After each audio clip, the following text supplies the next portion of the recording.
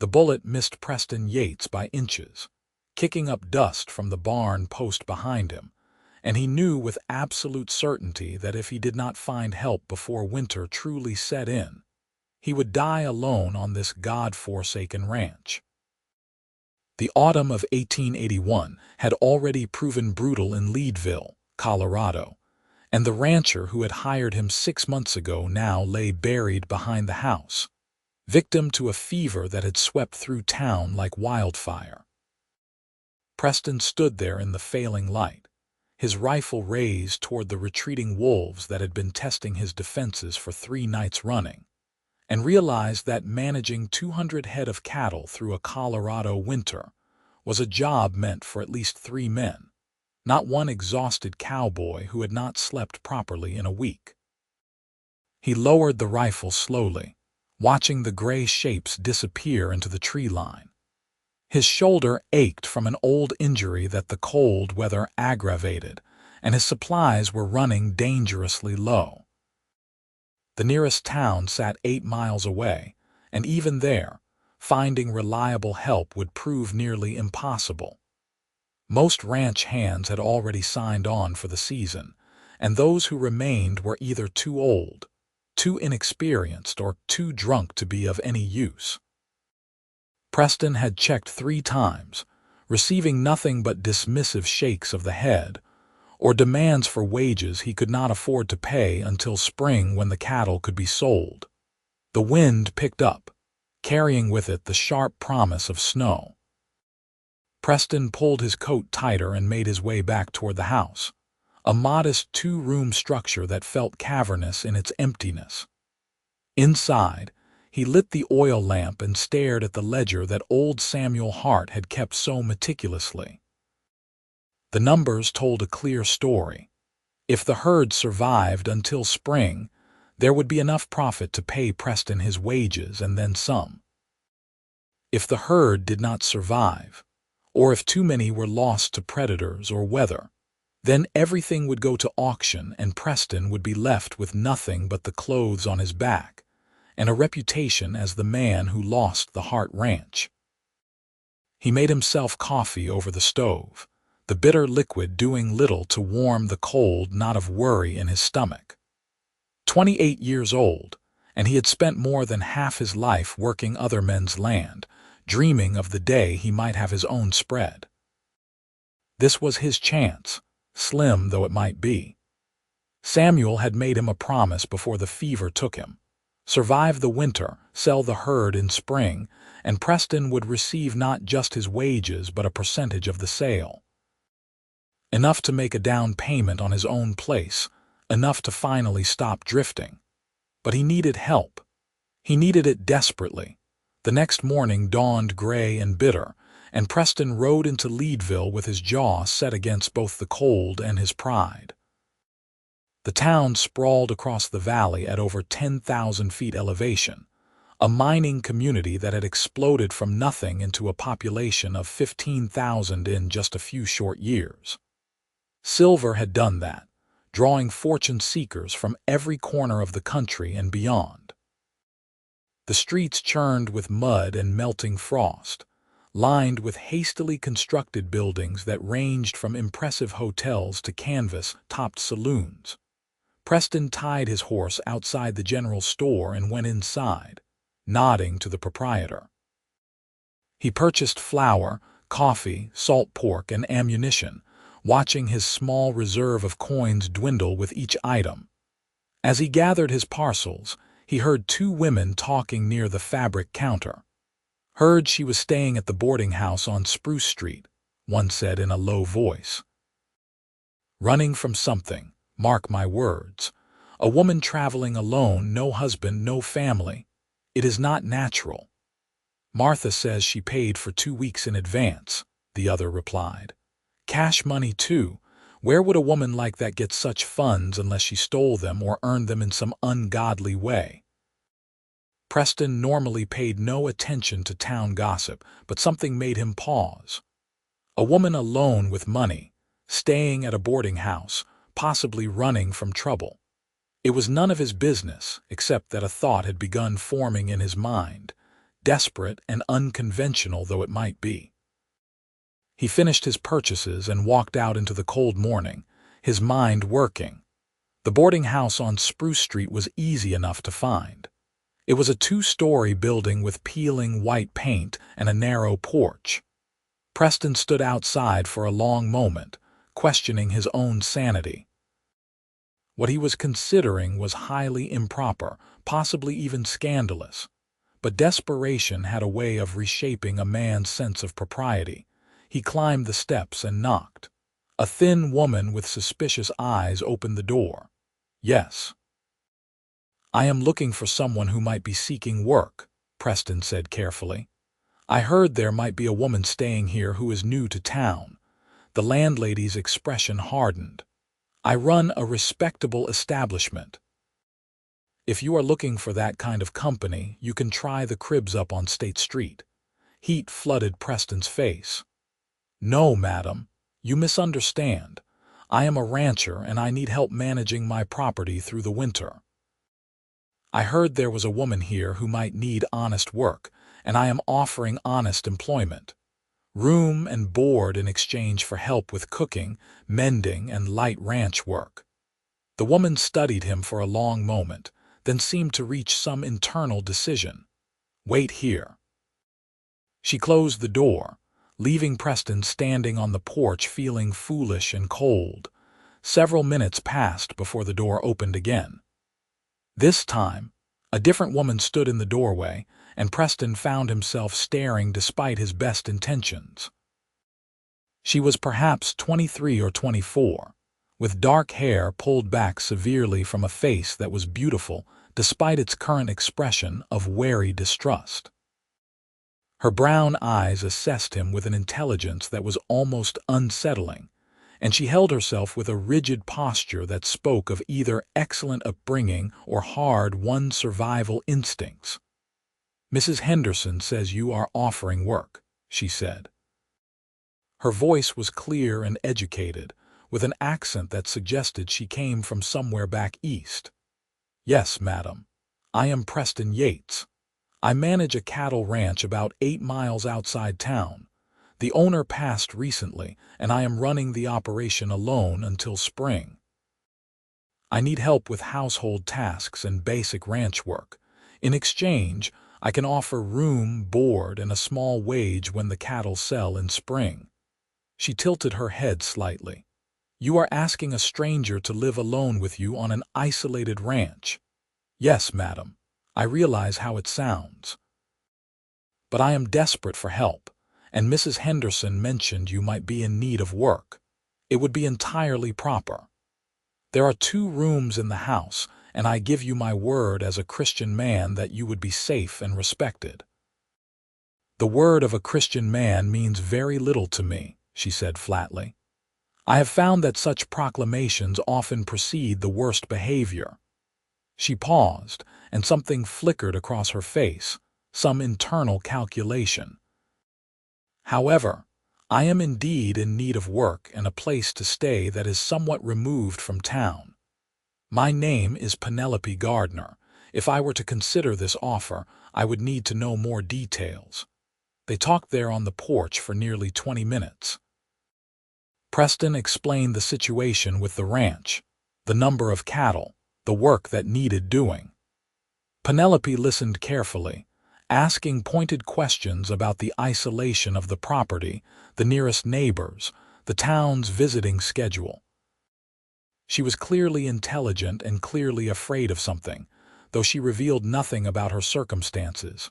Finally, she said, "I can cook, clean, sew, and tend a garden. I can also keep accounts and write correspondence. I cannot handle cattle or shoot a rifle, but I am willing to learn basic skills if needed. If I agree to this arrangement, I will require a lock on the inside of my bedroom door and your written agreement that I will receive $5 when the cattle sell, regardless of profit." $5. Preston blinked. It was an astonishingly small amount to ask for months of work.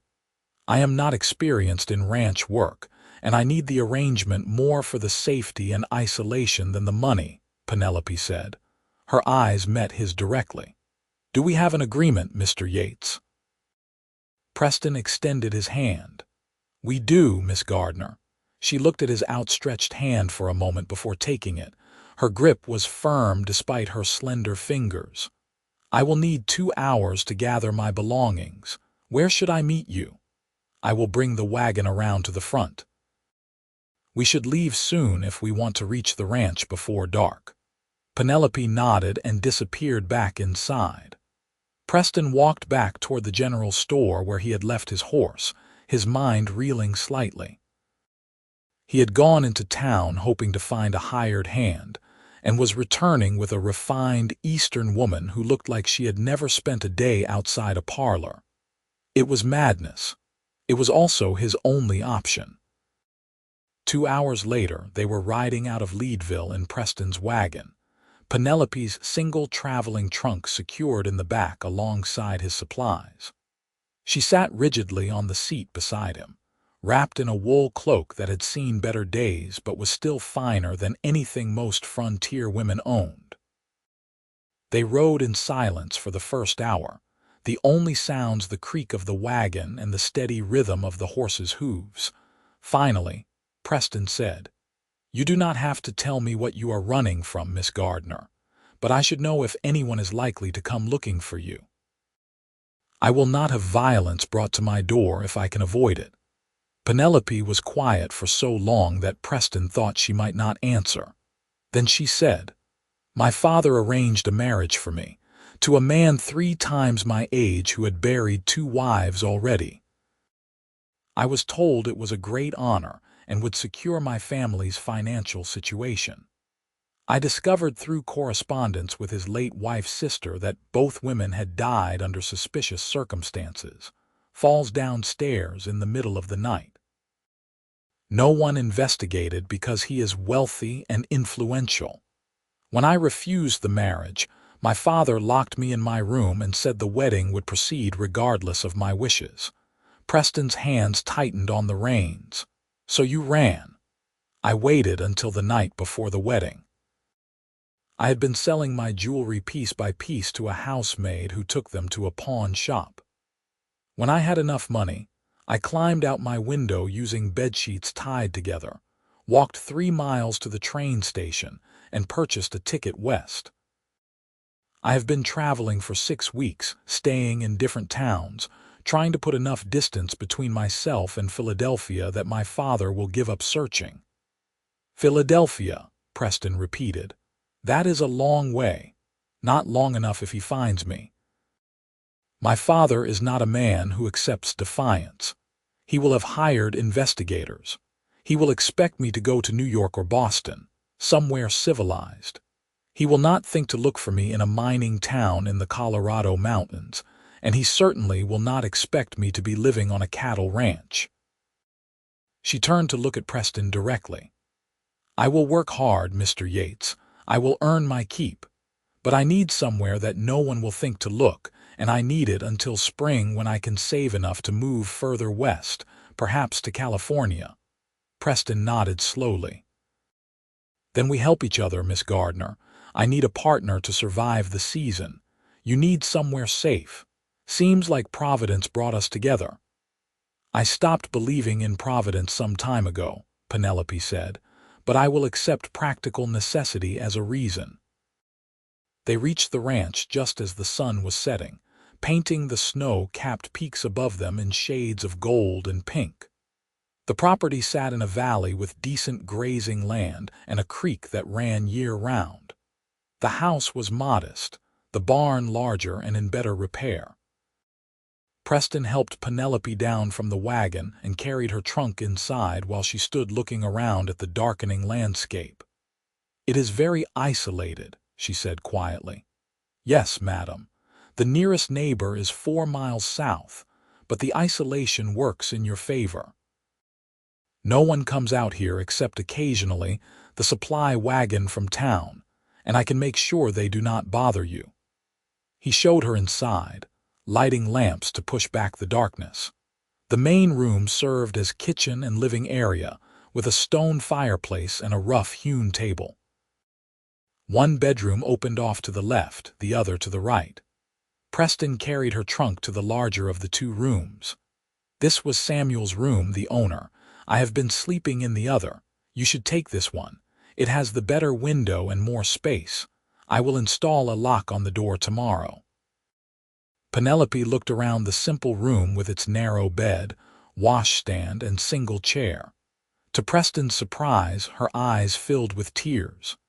"Thank you, Mr. Yates. You cannot know what it means to have a door I can lock, a place where no one will force their way in." Preston felt an unexpected surge of anger at her father, at the man who had frightened her so badly that this rough ranch house represented safety. "You are safe here, Miss Gardner. I give you my word. No one will hurt you while you are under my protection." She wiped at her eyes quickly, seeming embarrassed by the display of emotion. "I should prepare some supper. It has been a long day."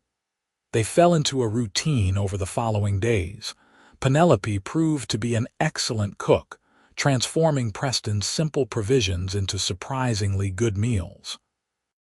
She cleaned the house thoroughly, mended his worn shirts, and organized the chaos that had accumulated during his weeks alone.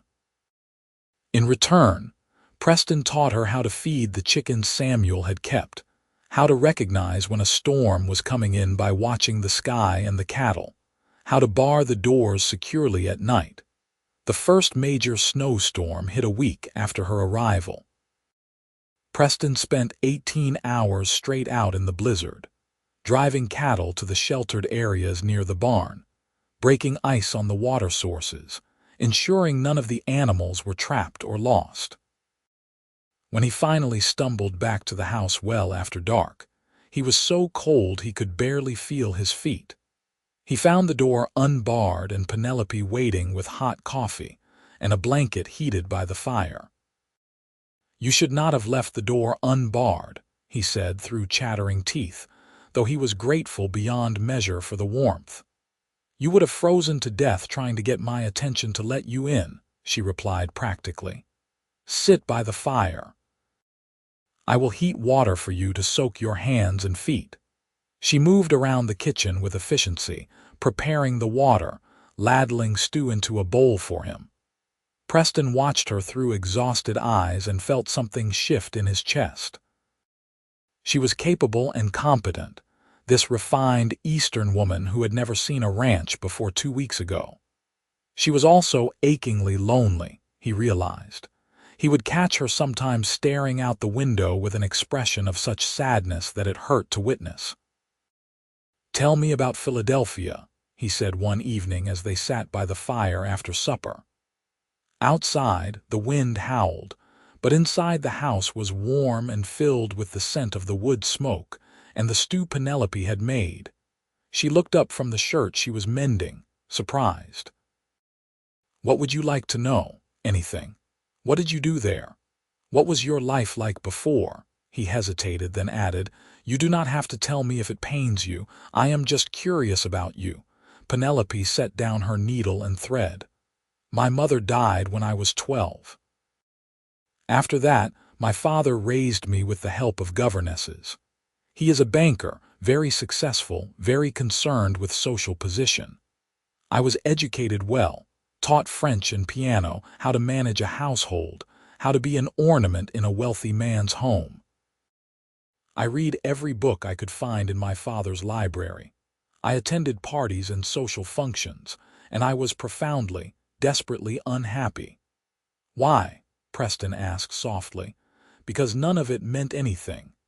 The conversations were empty, the people shallow and concerned only with money and status. My father saw me as a commodity to be traded for business advantages. The man he chose for me, Mr. Whitmore, was powerful in shipping. My father owed him money and favors. I was payment." Her voice was bitter.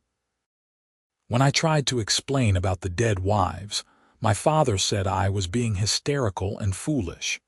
He said a woman's duty was to obey, first her father and then her husband, and that my feelings on the matter were irrelevant." Preston felt anger kindle in his chest again. Your feelings are not irrelevant, Miss Gardner. No woman should be forced into marriage, especially not to a man she fears. Penelope met his eyes, and something passed between them, an understanding, a connection. Thank you for saying that, Mr. Yates. Even if you do not mean it, thank you. I mean it, Preston said firmly. I was raised by a mother who taught me that women were not property. She died when I was 16, but I have never forgotten her lessons. My father was a drunk who treated her poorly, and she still managed to raise me with kindness and intelligence. When he finally drank himself to death, she told me that a real man respected women, protected those weaker than himself, and kept his word. I have tried to live by that. She sounds like a remarkable woman, Penelope said quietly. She was. She would have liked you, I think. She always said intelligence in a woman was nothing to fear, despite what most men claimed. They sat in comfortable silence for a while, the fire crackling. Then Penelope said, "Would you tell me about ranching? I find I am curious about this life, so different from anything I have known." So Preston told her about growing up on small farms and ranches across the West, about learning to ride before he could read, about the satisfaction of working with animals and land. He told her about his dream of owning his own place, of building something lasting. As he talked, Penelope listened with genuine interest, asking questions that showed she was truly paying attention. The days grew shorter and colder. December arrived with heavy snows that sometimes kept Preston close to the house for days at a time. During those enforced periods of proximity, he and Penelope grew more comfortable with each other. She began to smile more often, and sometimes he even heard her laugh at something he said, a sound like silver bells that made his heart skip unexpectedly. One afternoon, Preston found her in the barn trying to curry one of the horses. She was doing it all wrong, but the horse stood patiently, seeming to sense her gentle intentions. "You brush with the grain, not against it," Preston said, making her jump. "Here, let me show you." He moved to stand behind her, placing his hands over hers on the brush, guiding her movements. He was acutely aware of her nearness, the scent of the soap she used, the way her hair curled slightly at the nape of her neck where it escaped her pins.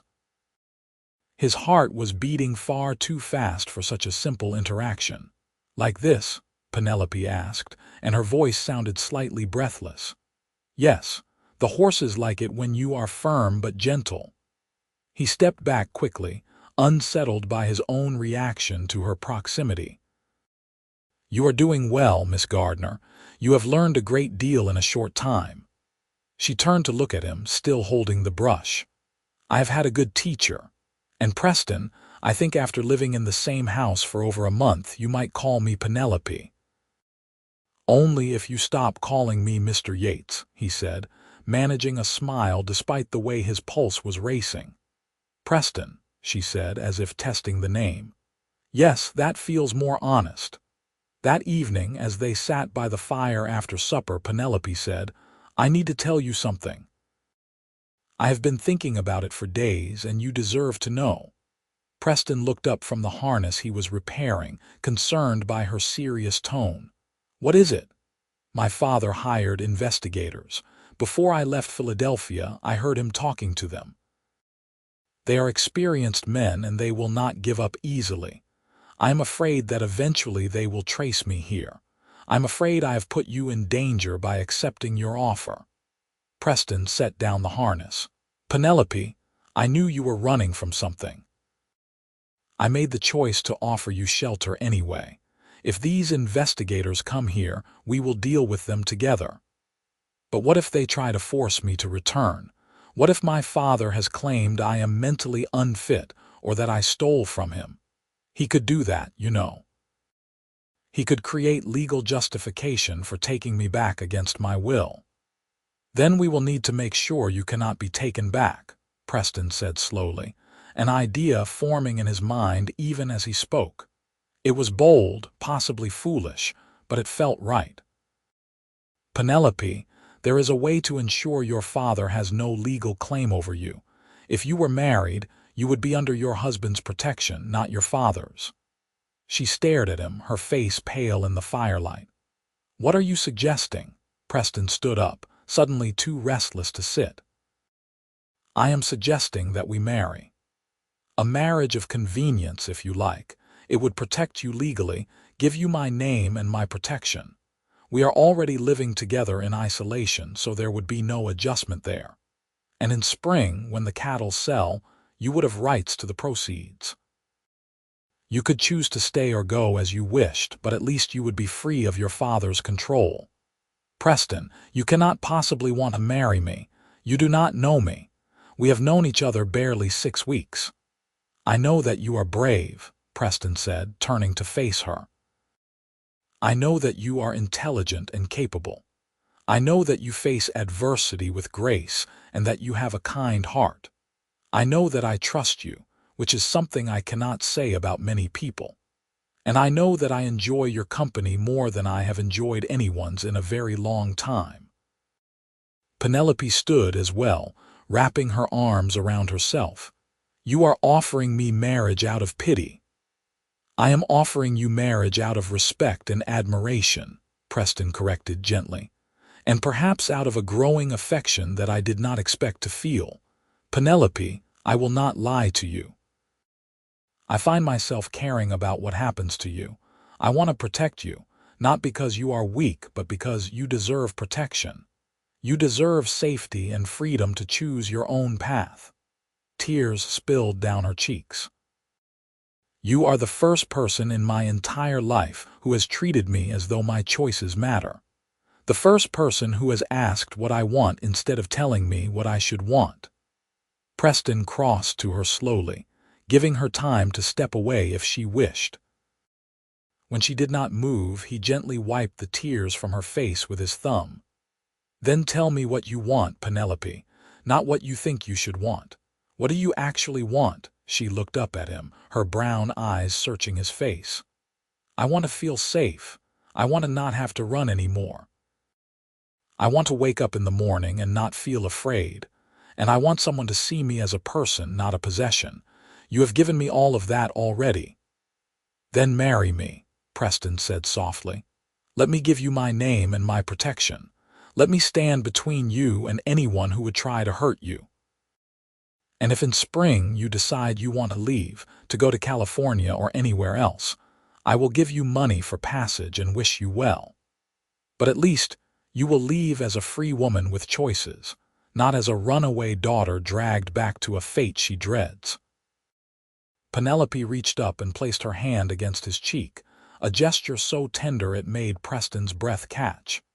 "You are a good man, Preston Yates, a truly good man. Yes, I will marry you." They traveled to Leadville 3 days later when the weather cleared enough to make the journey safely. The local minister married them in a brief ceremony with the minister's wife and the general store owner as witnesses. Preston paid for a notice to be filed with the county, ensuring there would be a legal record. Penelope signed her name in the registry, and just like that, she became Mrs. Penelope Yates. They returned to the ranch as the sun was setting, and Preston felt a strange mix of emotions. He had married this woman to protect her, but standing beside her in the minister's parlor, saying the vows, had felt surprisingly real. When he had kissed her briefly at the end of the ceremony, as tradition required, he had wanted very much to kiss her properly, thoroughly, in a way that had nothing to do with legal protection and everything to do with the way his heart raced when she smiled at him. That night, they sat by the fire in awkward silence. Finally, Penelope said, "This does not have to change anything between us, Preston. I know this was done for practical reasons." "And if I wanted it to change things?" Preston asked quietly. "If I told you that standing beside you today, I realized I wanted this to be a real marriage in every sense," Penelope's breath caught. "Do you mean that?" Preston moved from his chair to kneel beside hers, taking her hand. "Penelope, I know the circumstances are unusual. I know we married for protection and survival, but I have to be honest with you. I care for you. I think about you constantly. When you smile, it makes my entire day brighter. When you are sad, I want to fix whatever is wrong. I respect you and admire you, and I am beginning to believe that I am falling in love with you." She made a small sound, something between a laugh and a sob. "I thought it was only me. I thought I was being foolish, developing feelings for you when this was meant to be a practical arrangement. Preston, I have never felt this way about anyone. When you are out working in the cold, I worry constantly until you return. When you tell me stories about your life, I want to know everything, every detail. When you touch my hand accidentally, my heart races. I am falling in love with you too." Preston stood, pulling her up with him, and this time when he kissed her, there was nothing brief or formal about it. He kissed her the way he had been wanting to for weeks, with tenderness and passion and longing. Penelope wrapped her arms around his neck and kissed him back with equal fervor, and Preston thought he had never experienced anything so perfect as holding this remarkable woman in his arms. When they finally broke apart, both breathing hard, Penelope said, "I have never been kissed like that. I did not know it could feel like that." "Neither did I," Preston admitted. He rested his forehead against hers. "Penelope, I want this marriage to be real. I want to build a life with you, have a family with you if you are willing. But there is no rush. We can take our time, do this properly." She smiled, that beautiful smile that transformed her whole face.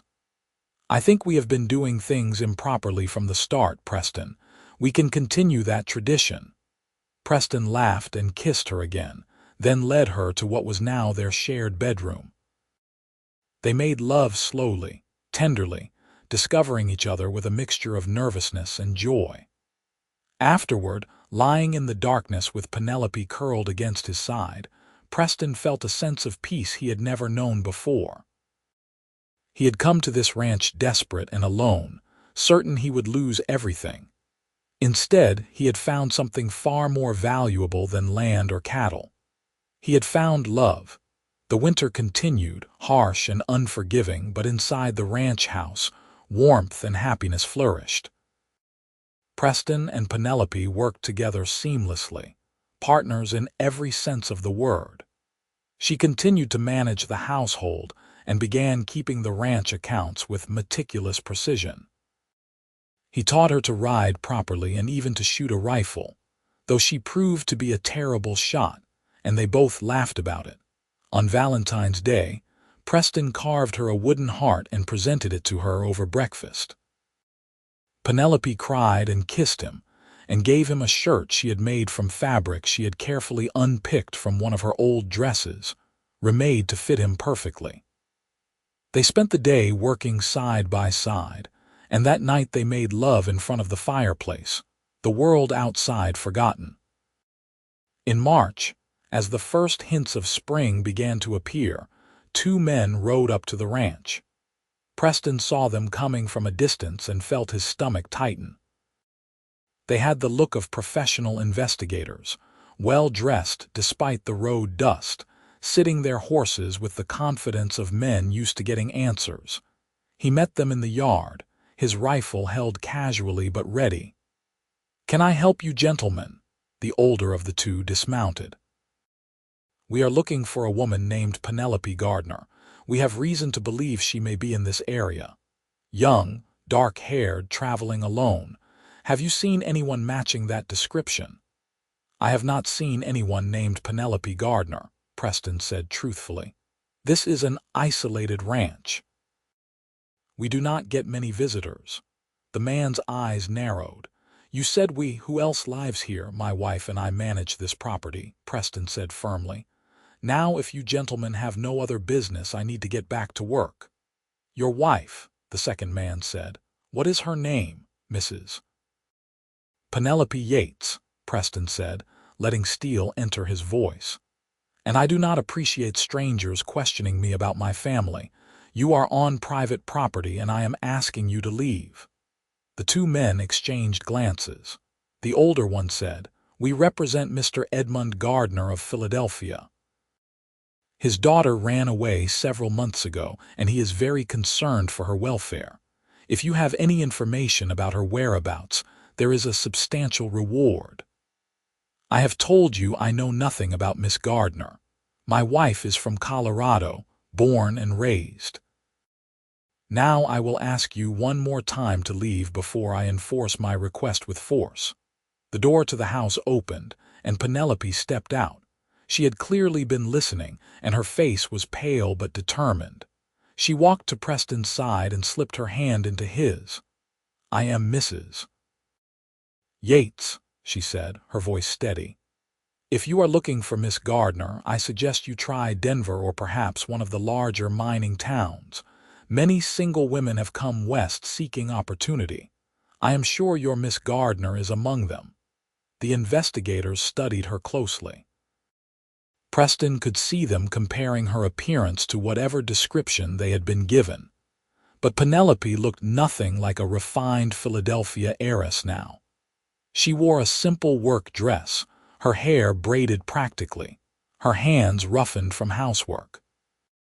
She stood beside Preston with the confidence of a woman who belonged exactly where she was. Finally, the older man said, "Thank you for your time. If you do happen to hear anything about Miss Gardner, you can send word through the sheriff in Leadville. Mr. Gardner is offering $500 for information leading to her return." "We will keep that in mind," Preston said. "Good day, gentlemen." They watched the investigators ride away, not moving until they had disappeared from sight. Then Penelope sagged against Preston, trembling. "They found me. I knew they would, but I hoped I had more time." "They found Penelope Gardner," Preston corrected, holding her tight. "But she does not exist anymore. You are Penelope Yates, my wife, and there is nothing your father can do about that. You are legally married, an adult woman with the right to choose her own life. He will not accept it. You do not know him, Preston. He will find a way to challenge the marriage, to claim I was coerced or that it is not valid." "Then let him try," Preston said fiercely. "I have the marriage certificate filed with the county. We have witnesses. And more than that, Penelope, I love you. I will fight your father, his investigators, and anyone else who tries to take you from me. You are my wife, and I protect what is mine." She looked up at him, tears streaming down her face, but she was smiling. "I love you too, so much. I never thought I could feel this way about anyone." Preston kissed her forehead, her cheeks, her lips. "You are safe, Penelope, I promise you. We will face whatever comes together." The investigators did not return, but Preston remained vigilant. In April, the snows finally melted enough to allow travel to surrounding ranches. Preston made arrangements to have the cattle driven to market in early May. Penelope insisted on accompanying him to Leadville when he went to finalize the details. And together, they met with buyers and negotiated prices. Preston had worried that buyers would not take him seriously with a woman present. But Penelope's sharp mind for numbers, and her detailed accounts of the herd's condition, impressed even the most skeptical ranchers. They secured an excellent price for the cattle, enough to pay off the ranch's debts with a substantial amount left over. The sale was completed in mid-May. Preston stood in the bank in Leadville, holding a bank draft that represented more money than he had ever possessed at one time. Beside him, Penelope squeezed his hand. "You did it," she said softly. "You survived the season. You saved the ranch." "We did it," Preston corrected. "I could not have done it without you, Penelope. You kept the household running, kept the accounts, kept me sane during the worst of the winter. This is our achievement, not just mine." They met with Samuel Hart's lawyer that afternoon. To Preston's shock, he learned that Samuel's will contained a provision. If Preston successfully managed the ranch through the winter and brought the herd to profitable sale, the ranch itself would become his property, free and clear. Samuel had no living relatives, the lawyer explained. He told me before he died that you were the only hand he had ever hired who actually cared about the land and the animals, not just the wages. He wanted someone who would care for this place to have it. He also said that if you were fool enough to stay through a Colorado winter alone, you deserved to own it just for surviving. Preston sat in stunned silence, unable to fully process what he was hearing. Penelope's hand found his under the table, her grip tight and excited. "So the ranch belongs to Preston now?" she asked. Completely. I have the deed here ready to transfer.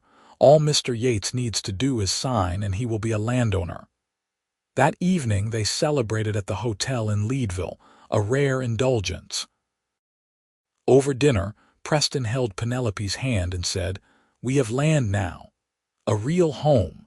I want to build it into something wonderful, Penelope. I want to expand the herd, maybe build a better house. I want to create something lasting that we can pass on to our children someday." Penelope's eyes widened. "Children?" Preston felt his face heat. "I mean, if you want children, I know we have not discussed it. I should not have assumed." "I want children," Penelope said quickly. "I want children with you, Preston. I want a family, a real family built on love and respect, not duty and obligation.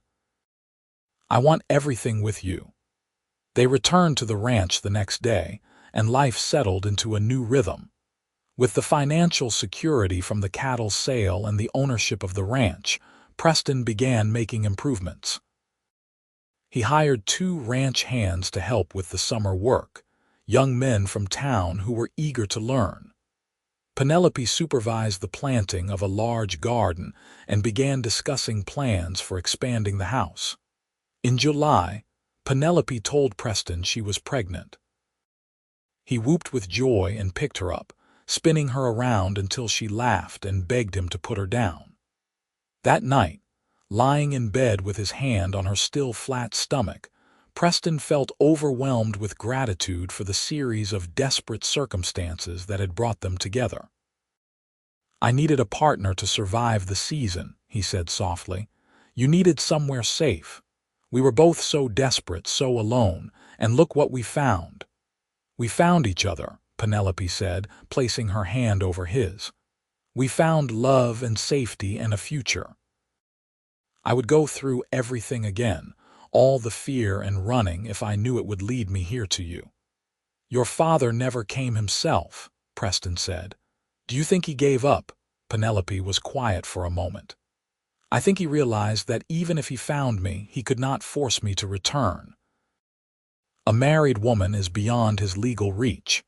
He probably convinced himself that I disgraced the family and is telling his society friends that I died or went mad. Either way, I am free of him." "You are free," Preston agreed. "Free to build the life you choose." Their daughter was born in March of 1882, a healthy baby with dark hair and her mother's beautiful eyes. They named her Caroline Rose Yates, and Preston fell in love all over again the moment he held her. Watching Penelope with their daughter, seeing the tenderness and fierce protectiveness in her face, he understood completely why she had run from a man who would have forced her into a loveless marriage.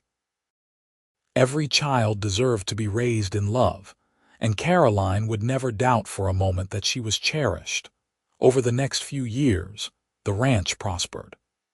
Preston proved to be an excellent manager, and Penelope's business acumen helped them make smart investments and expansions.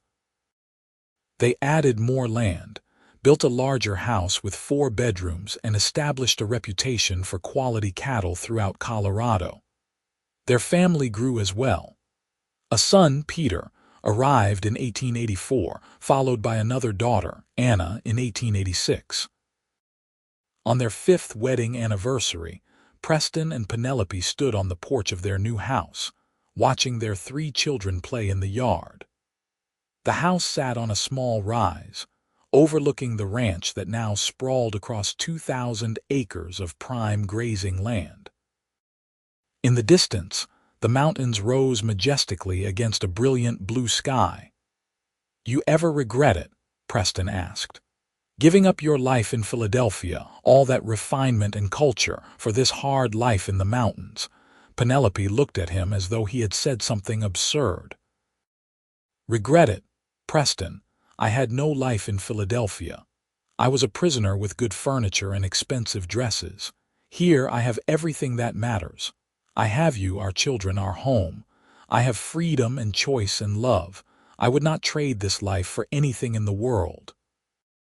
Preston pulled her close, kissing her temple. "I love you, Penelope Yates. You saved me that winter. I was so alone, so desperate. I thought I would lose everything. Instead, I gained everything that matters." "We saved each other," Penelope corrected, tilting her face up to kiss him properly. "You gave me safety and protection when I needed it most. I gave you partnership and support when you were desperate. And together, we built something neither of us could have created alone." They stood there on the porch, wrapped in each other's arms, watching their children laugh and play in the golden afternoon light. In the years that followed, the ranch would continue to grow and prosper. There would be challenges, droughts and hard winters, and the inevitable difficulties of ranching life. But Preston and Penelope would face everything together, their partnership forged in desperation and refined by love into something unbreakable. When Caroline was 18, a young rancher's son from the neighboring property began courting her. Preston watched his daughter carefully, ready to intervene if needed, but he saw genuine affection and respect between the young people. One evening, Caroline came to him and asked what she should look for in a husband. Preston thought about the question carefully before answering. "Look for someone who respects you, Caroline. Someone who asks what you think and actually listens to your answer. Someone who sees you as a partner, not a possession. Someone who makes you laugh and holds you when you cry. Someone who would stand between you and danger without hesitation. Look for someone who makes you feel safe and free at the same time. Like you and Mama," Caroline said, smiling. "Your mother and I found each other in desperate circumstances," Preston said. "But we built a marriage based on mutual respect, partnership, and love. That is what you deserve too. Never settle for less." Caroline hugged him tightly. "Thank you, Papa, I love you." As Preston watched his daughter walk away, he felt Penelope's arms slip around him from behind. She had been listening from the kitchen doorway. "You gave her good advice," she said. "I told her the truth about what makes a marriage work. Everything I have learned from being married to you." They stood together in the doorway, watching the sun set over their land. It had been 16 years since that desperate winter when a struggling rancher and a runaway heiress had found each other in a Colorado mining town. 16 years of building a life together, raising children, creating a legacy. "You remember how terrified I was that day you came to the boarding house?" Penelope asked. "I thought you might be another trap, another man wanting to control me. I almost did not come to the door." "I remember being terrified too," Preston admitted. "I thought I was insane, asking a refined city woman to come live on an isolated ranch with a stranger. I expected you to slam the door in my face." "Providence brought us together after all," Penelope said softly. "Even though I said I did not believe in it." "Desperation and providence," Preston agreed, "and a willingness to take a chance on each other when we both desperately needed someone to trust." As darkness fell over the ranch, they went inside to their warm home filled with the sounds of their children. Preston built up the fire while Penelope put the younger ones to bed. Later, they sat together in the parlor, Penelope reading while Preston worked on accounts. It was an ordinary evening, the kind they had shared thousands of times over their years together. It was also perfect, a testament to the life they had built from desperation and hope. In 1897, when Preston was 44 and Penelope 40, They sat together on that same porch, now weathered by years of mountain weather. Their children were growing. Caroline had married her young rancher and was expecting their first grandchild. Peter was working the ranch alongside Preston, showing every sign of being an excellent cattleman. Anna, now 11, was proving to be as sharp with numbers as her mother, already helping with the ranch accounts. "We did it," Preston said, taking Penelope's hand. "We built something real and lasting, something good." "We did," Penelope agreed. "From that desperate winter when we both needed someone so badly, we created all of this. A family, a home, a legacy." Preston raised her hand to his lips, kissing it gently. After 22 years of marriage, he still felt the same surge of love and gratitude he had felt that first winter when she had agreed to marry him. They had needed each other to survive, two desperate souls finding salvation in partnership. They had helped each other through the hardest season. And in doing so, they had discovered a love that would last all the seasons of their lives, through every hardship and joy, until the very end. As the sun set once more over the mountains that had witnessed their entire story, Preston and Penelope sat together in the comfortable silence of two people who knew each other completely. The ranch spread out before them, prosperous and beautiful, a testament to their hard work and partnership. Their family was healthy and happy, raised with love and respect. The desperate circumstances that had brought them together were long past, but the love they had found endured, stronger than ever. They had needed each other to survive the season. Instead, they had found a lifetime of love, building a legacy that would extend through generations. It was more than either had dreamed possible that cold winter day when a desperate rancher and a frightened runaway had taken a chance on each other and found salvation in partnership, respect, and eventually, profound and lasting love.